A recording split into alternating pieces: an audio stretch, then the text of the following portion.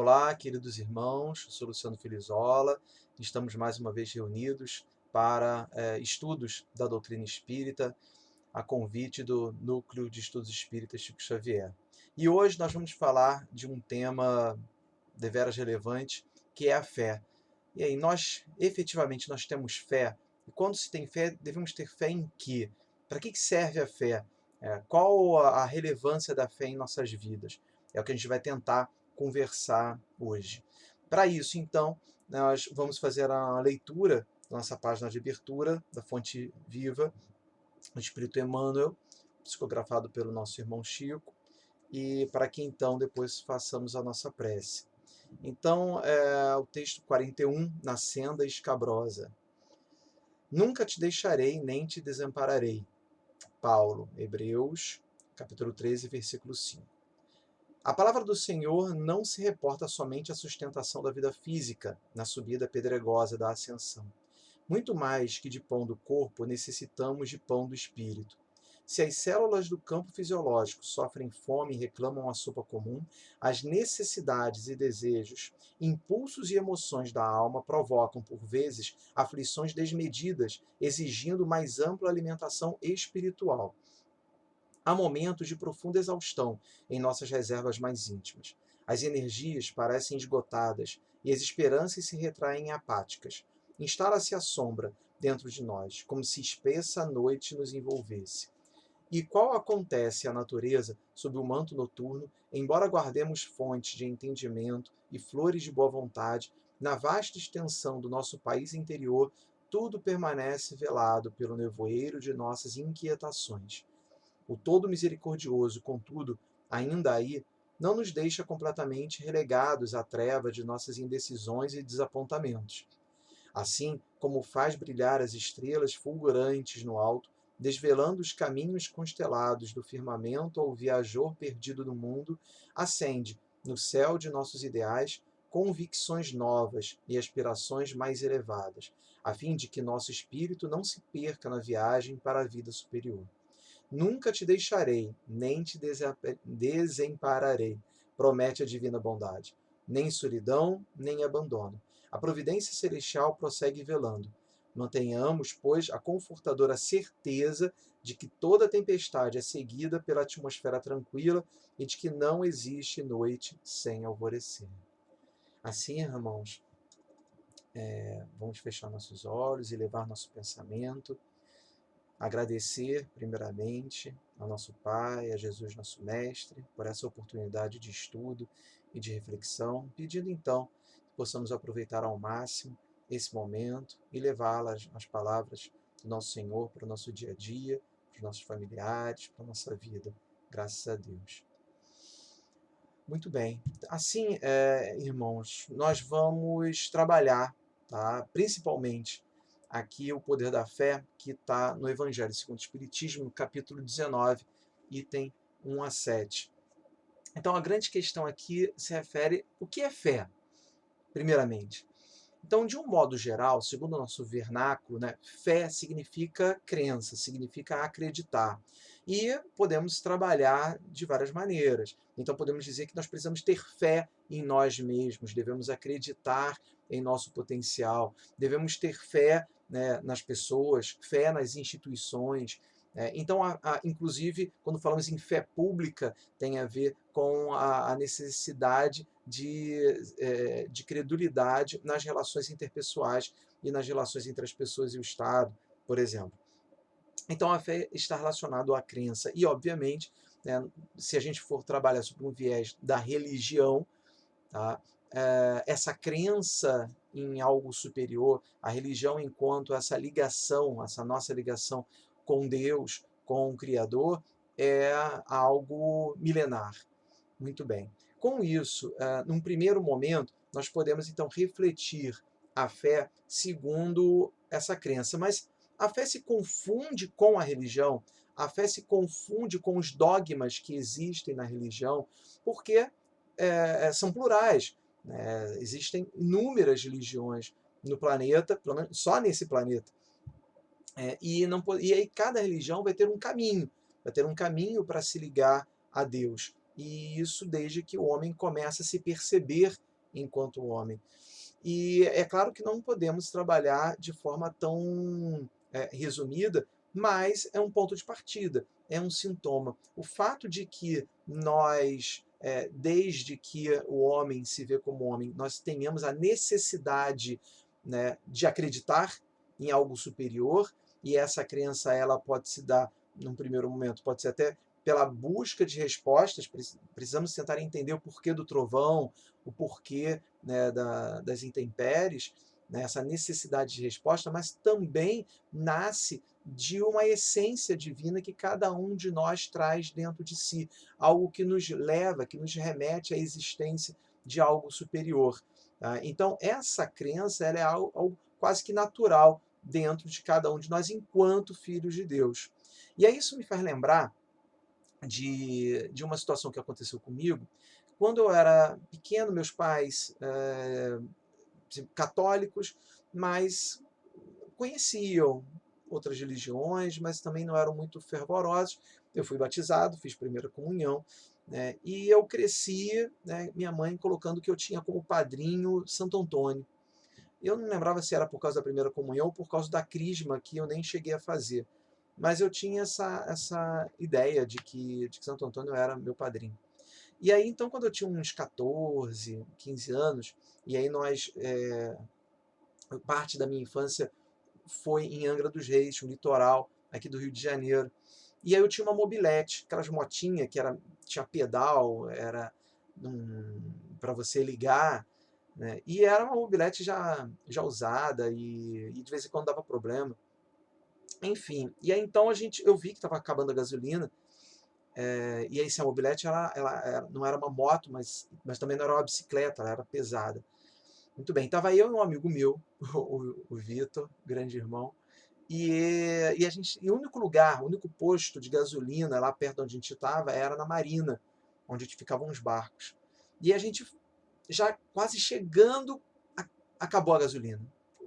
Aí a gente foi empurrando até o lugar lá onde estariam as bombas.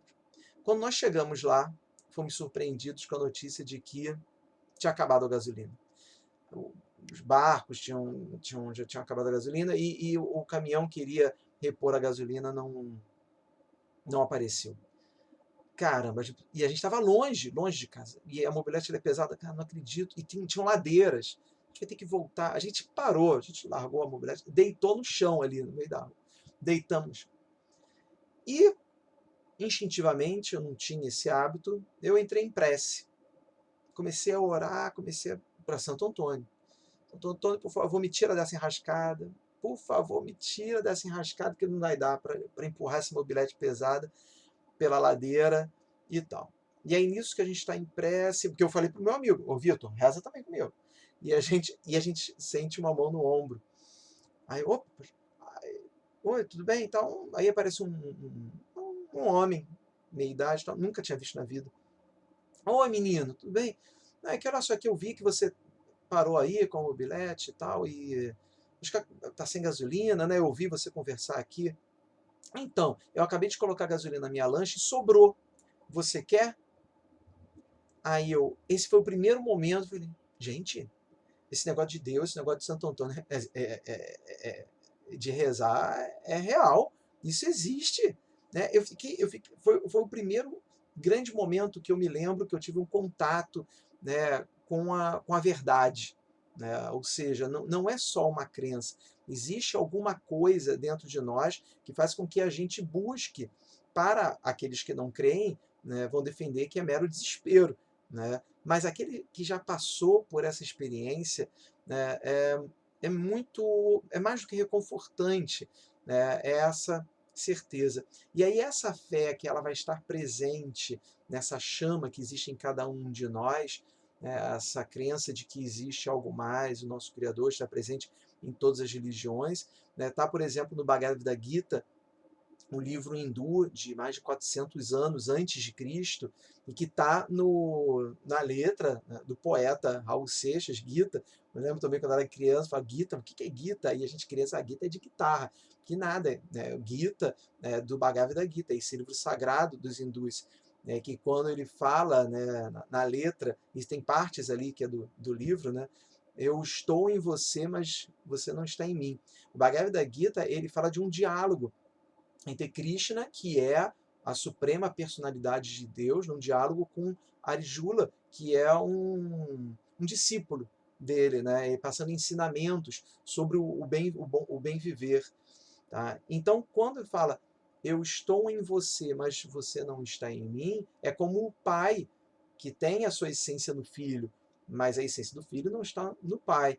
Né? Então, essa presença, e que aí Raul, né, eu continuei a falar, eu sou o seu sacrifício, a placa de contramão, olha, né, eu sou o seu sacrifício. Né? Então, quando você passa por suas provas e expiações, eu estou com você. Né? Eu sou também a placa de contramão, porque a placa de contramão é o quê? É o limite. Né? É aquilo que vai te conduzir à felicidade e é aquilo que você não deve fazer, pois vai lhe gerar apenas dor e sofrimento. Eu sou os olhos do cego e a cegueira da visão. Né? Mesmo aquele que não vê pode sentir, ele pode ser conduzido, né, por essa fé, enquanto que a cegueira da visão está no mistério. Ou seja, mesmo aquele que acha que tudo vê, né, essa essência que está no seu interior, ele precisa enxergar de outras maneiras. Enfim, então a fé, ela é muito plural. Só que a partir do momento, enquanto cristãos, enquanto espíritas, é importante que a gente comece a compreender a fé de uma outra maneira, no sentido de que a fé ela é mais do que acreditar. Ter fé é ter certeza. Então, a partir do momento que eu começo a compreender, né, efetivamente e me utilizando da razão, da existência de Deus, a existência de leis universais que vão reger a nossa vida, reger o universo, então eu não apenas acredito, porque a crença, eu acreditar em algo, eu acredito, né, nisso daí. Essa crença ela estaria num patamar inferior, porque o acreditar também permite a descrença. A partir do momento que você não apenas acredita, mas você sabe, você tem certeza, né? Então você está fundado em algo que é inabalável, certo? Mas que lhe capacita a argumentar. Então, essa fé baseada na certeza, né, é uma certeza, mas não é uma certeza que gera intolerância, não é uma certeza que gera fundamentalismo, é uma certeza que vai gerar uma calma, uma serenidade, né, a certeza de se alcançar os verdadeiros e nobres objetivos segundo a lei de Deus, facultando então uma vida mais resiliente. Então tem uma expressão que é muito comum, que diz assim: a fé remove montanhas.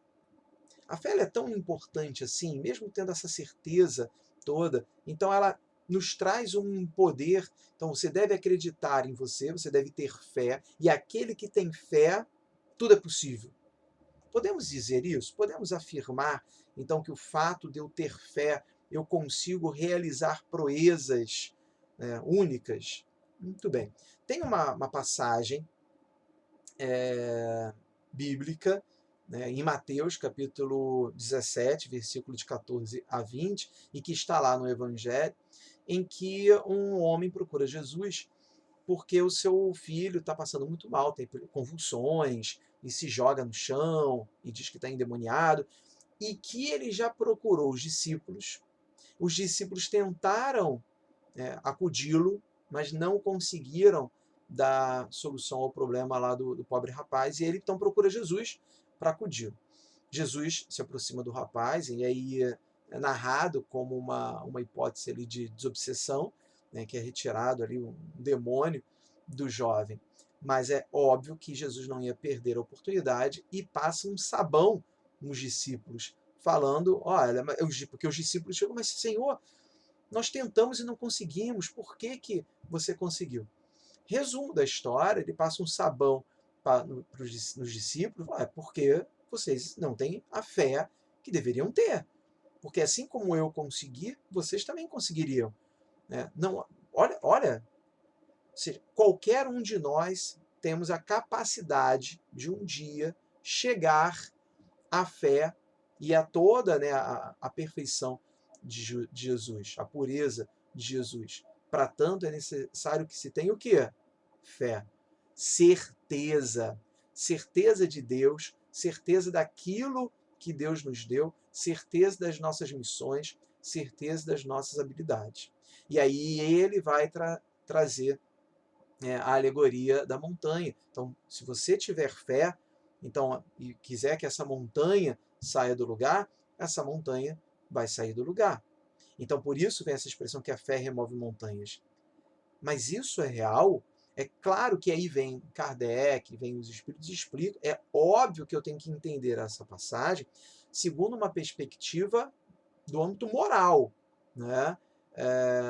Porque a fé ela vai remover montanhas no sentido de permitir que eu haja, permitir que eu consiga desenvolver efetivamente as minhas habilidades segundo as leis de Deus. Então, isso é muito importante. Veja só, a fé ela não vai retirar. Então, você tem que subir a montanha, digamos. Tá? Isso, uma vez a gente estava conversando com a galera lá da mocidade, meu grande amigo Davidson, né? A gente estava conversando isso lá com eles. Né? Eu posso ter uma montanha na minha frente, eu tenho que passar por essa montanha. A fé, a prece, Deus, não vai tirar a montanha da minha frente. E nem vai me pegar e simplesmente me teletransportar para lá. Não. A fé vai me dar forças para que eu tenha condições de subir a montanha. Então, os problemas, as adversidades, as provas e as expiações que a gente vai ter nas nossas vidas, elas são necessárias para o nosso progresso espiritual, para a nossa evolução intelectual e moral. Então, a fé, a nossa religião, Deus, ela não vai fazer com que os problemas desapareçam, mas a certeza de que estamos amparados por Jesus, por nossos amigos espirituais e por Deus, nos dá resiliência diante dos problemas. Né? Então, teve uma vez uma palestra lá no Leão Denis, se eu não me engano, talvez pelo nosso queridíssimo Gilberto, né? Foi uma explicação rápida, né, que fez eu entender muito bem a questão, a importância do espiritismo, da religião e da fé, que diz o seguinte: imaginem que nós estamos à noite em casa, tá? E acaba a luz. E nós temos ali, pô, só tem aquele momento, a gente tem que arrumar a casa. Tá uma bagunça, tá tudo bagunçado, tá tudo fora do lugar, tá uma confusão danada. E nós temos como missão arrumar aquilo ali. Só que está de noite e acabou a luz. Tá? Muito bem. A fé, e digamos que eu tenha fé. Essa fé, ela vai fazer com que as coisas se arrumem sozinhas? Não. A fé, ela vai ser como um lampião. A religião, o espiritismo, ela vai ser uma lanterna ali naquele momento. Por quê?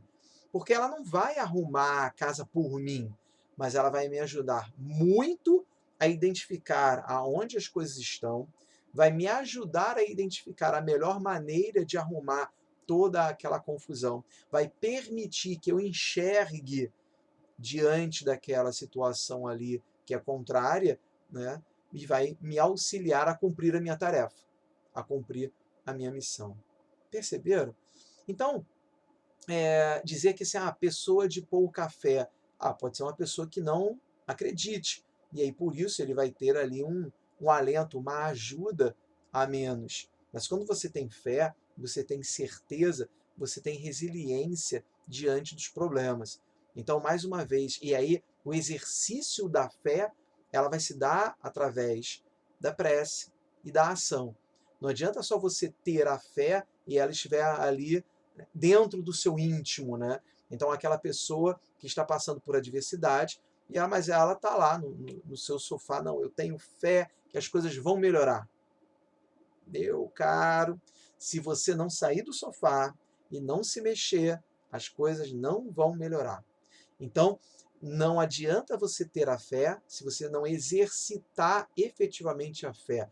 E exercitar a fé não é simplesmente indo para o templo, indo para o centro, tomando passe. Tudo isso ajuda, mas o exercício da fé vai se dar através da ação.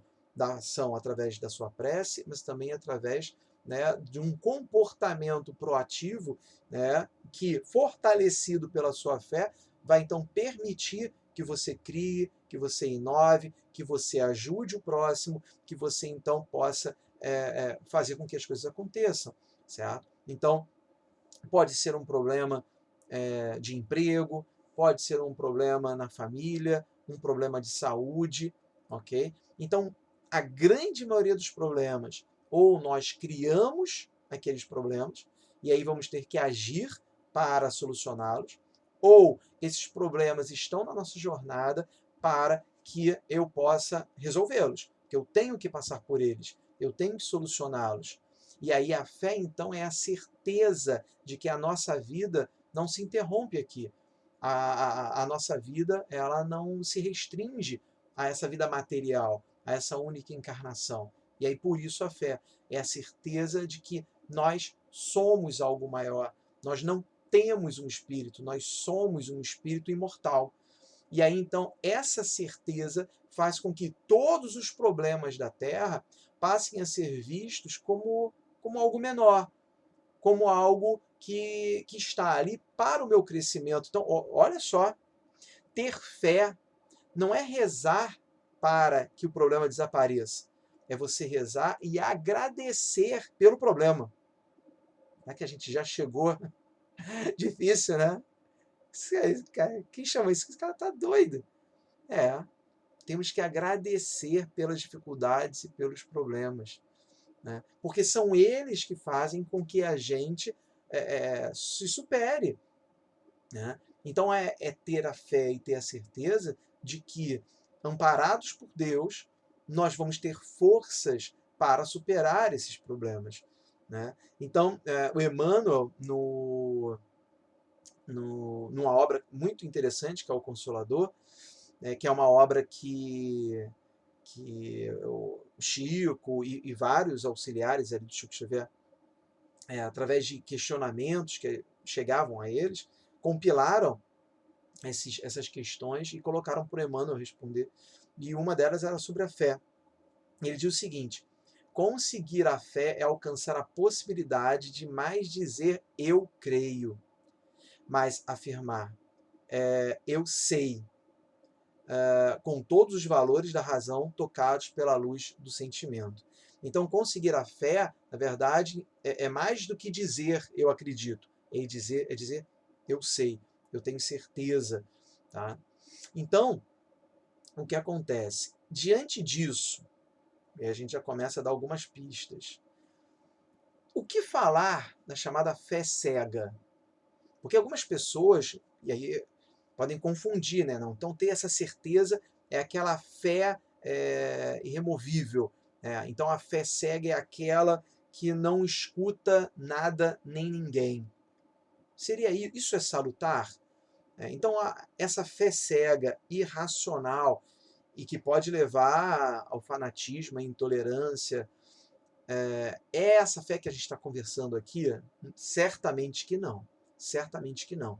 Essa fé do medievo, que justificou tantas arbitrariedades, tanta violência em nome de Deus, né, uma vez que não era realizada da forma devida a leitura, a leitura de amor trazida por Jesus Cristo. Então, essa fé cega, que só vai gerar intolerância, ela ainda que exista, ela deve ser superada. Então, principalmente com o Espiritismo, né, nós só podemos falar da fé baseada na razão. Então, a fé, e aí no caso, né, que Emmanuel traz, e aí daqui a pouco a gente até comenta um pouco sobre isso, né, a razão e o sentimento ali de mãos dadas, mas a fé é baseada na razão. Então, a descrença, a dúvida é salutar. É salutar.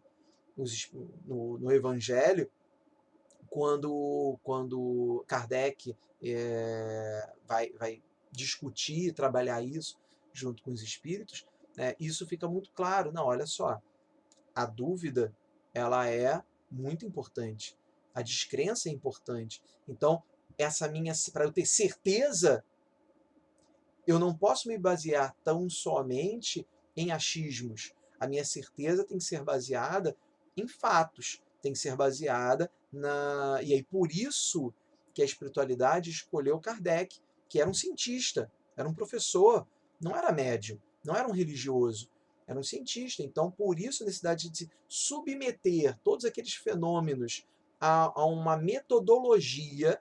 E aí, por isso, para quem ainda não assistiu, obrigatoriamente tem que assistir o filme, perdão, o filme do Allan Kardec, né? Porque tem uma parte, e ainda mais mesmo para quem é descrente, né, uma parte acadêmica, uma parte ali que ele vai trabalhar sobre metodologia, a fim de exatamente analisar de forma racional os fenômenos, para que possa então se fundamentar a fé cristã, a fé naqueles fenômenos, a fé na espiritualidade. E aí, quando eu digo isso, para surgir então a certeza sobre a espiritualidade. Então, alguns falam, né, assim, é preciso ver para crer. E aí, Emmanuel fala assim: não basta ver, deve-se compreender, pois a fé necessita de uma base que é a inteligência. Então, Kardec, no Evangelho segundo o Espiritismo, ele diz assim: preconizar alguém a fé cega sobre um ponto de crença é confessar-se impotente para demonstrar que está com a razão. Então, a fé ela tem que ser baseada, por isso deve-se conversar, se discutir, se questionar. É lógico que as mensagens trazidas por Jesus, né, na forma do Evangelho, e que foram escritos pelos apóstolos, são interpretações. E a forma como Jesus trazia a verdade era através de metáforas e alegorias que devem ser interpretadas, mas com muita cautela e sempre com um cuidado, uma atenção, né, para que se não se destoe do todo. Então, toda a alegoria que ele realiza, que Jesus, que o mestre realizava, era para trazer uma mensagem, mas que estava em sintonia com o todo. Então, todas as mensagens, toda a sabedoria que ele trazia ali, né, estão todas elas compatíveis entre si em harmonia. Então é fundamental que ao ler, ao estudar, né, ao interpretar, a fim de compreender essas verdades, certo? É importante sempre fazer tudo isso de forma harmônica, entendendo, porque então toda vez que eu tenho ali uma mensagem que está destoando, é porque parece que a minha interpretação ainda não está sendo a mais correta. Então, mais uma vez, também lá no Evangelho, Kardec traz assim: fé inabalável só é a que pode encarar de frente a razão em todas as épocas da humanidade, independente da religião.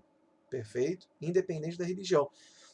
E independente da religião, que eu digo assim, uma religião diferente da outra, e mesmo sem religião. Eu quero fazer uma reflexão aqui com vocês, que é muito interessante, tá? Porque lá no Evangelho eles falam, no Evangelho não, no caso do Emmanuel, lá no Consolador, ele fala, olha só, essa fé sem religião, como eu estava dizendo, era coisa da Idade Média, né? Então, a partir ali, né, em que ocorre a época das luzes, o chamado iluminismo, no século XVIII, e isso é muito curioso, tá? Porque, embora a espiritualidade tenha ficado um pouco ressabiada, porque vai ser um período da razão.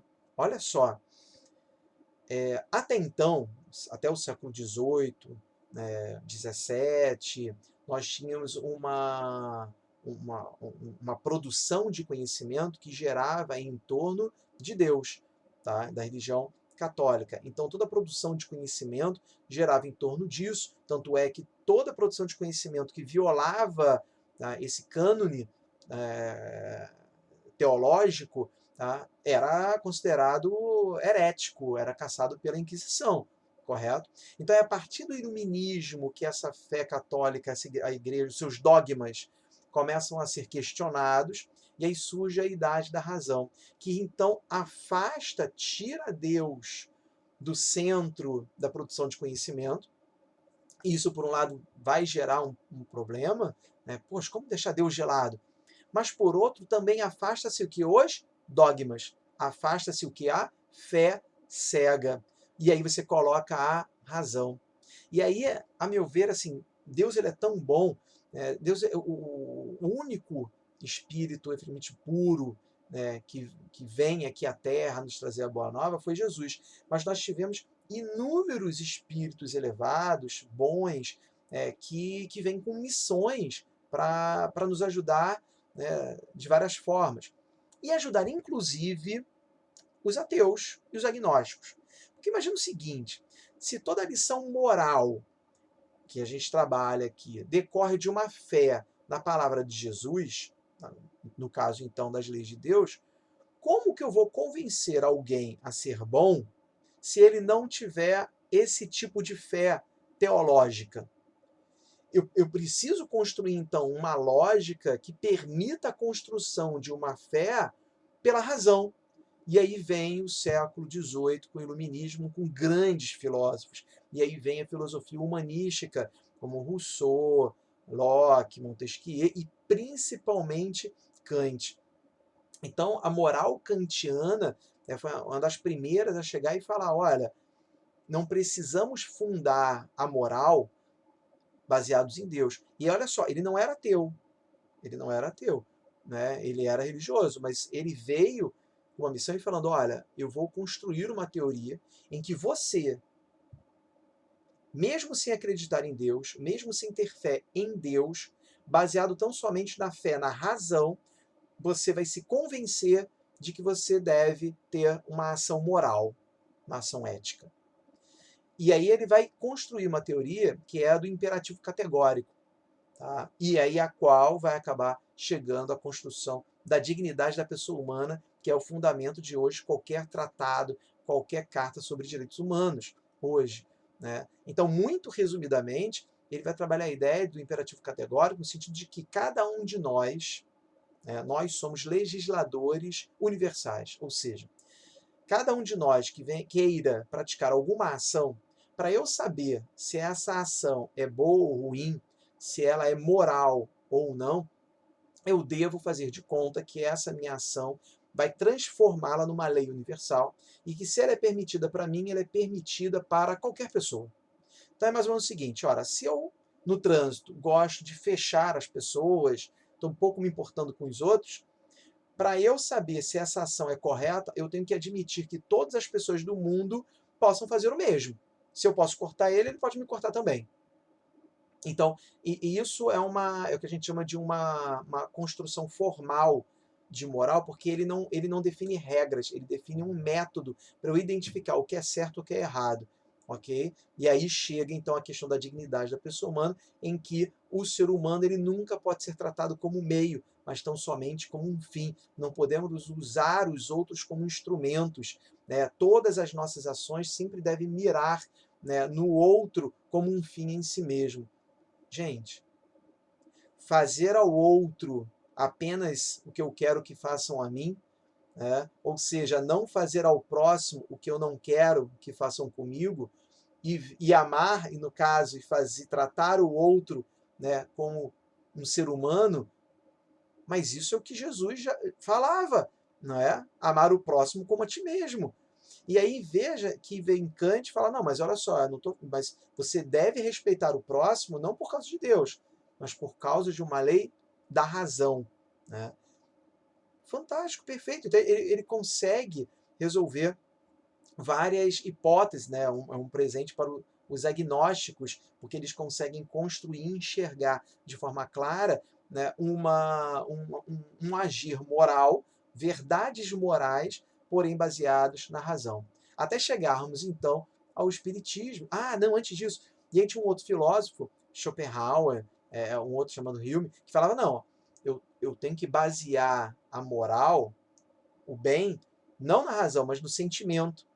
Ele falava que o sentimento de piedade é que demonstra uma essência moral. Eles falam isso, uma essência. Enquanto nós sabemos que temos uma essência de Deus, para aqueles que não acreditam em Deus, os filósofos criaram, não, temos uma essência baseada, segundo Kant, na razão, segundo Schopenhauer, no sentimento, o sentimento de piedade, o sentimento de bem-querer, tudo é uma essência de bondade, uma essência que nos faz humanos, ok?